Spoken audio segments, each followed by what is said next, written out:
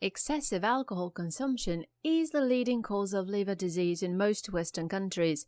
Alcohol accounts for 3.8% of deaths globally, making it the 8th highest risk factor for death.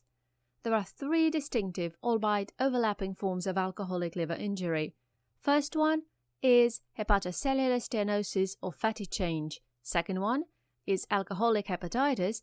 And the third one, steatofibrosis, up to and including cirrhosis in the late stages of disease. After consumption, alcohol is absorbed unaltered in the stomach and small intestine. Basically, once the alcohol gets to your stomach, most of it's sent to your liver for processing. Most of the alcohol is oxidized to acetaldehyde in the liver by 3 enzyme systems consisting of alcohol, dehydrogenase, the microsomal ethanol oxidizing system, and catalase. The main enzyme system involved in alcohol metabolism is alcohol dehydrogenase, located in the cytosol of hepatocytes. All 3 of these pathways lead to the conversion of alcohol to acetaldehyde.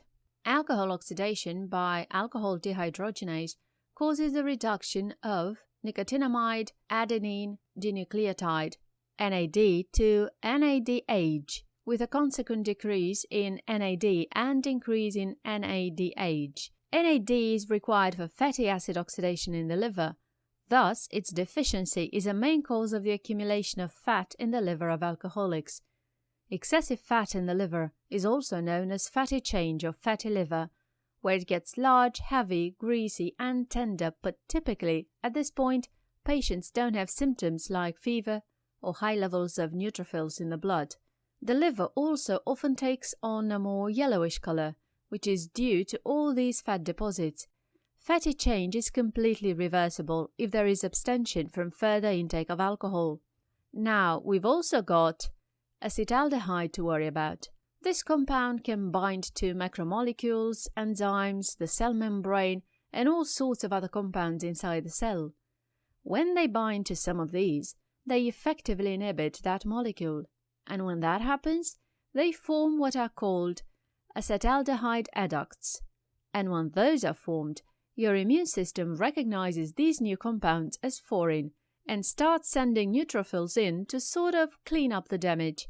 So not only do you get these adducts binding to and potentially messing with the function of certain molecules in the cell, you also get destruction of hepatocytes by the neutrophilic infiltration.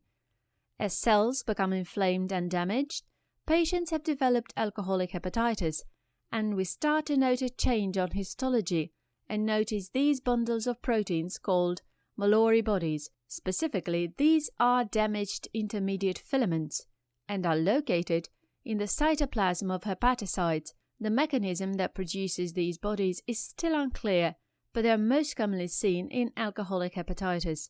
Symptoms and laboratory manifestations may range from minimal to those that mimic acute liver failure.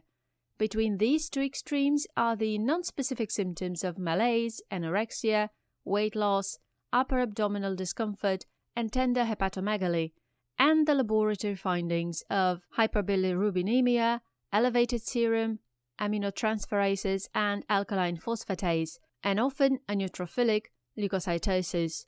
In contrast to other chronic liver diseases, where serum ALT tends to be higher than serum AST levels tend to be higher than serum ALT levels in a 2-to-1 ratio or higher in alcoholic liver disease. Finally, if allowed to progress far enough, chronic alcohol-induced liver damage may lead to cirrhosis and liver failure. Do not forget to like the video and subscribe to our YouTube channel.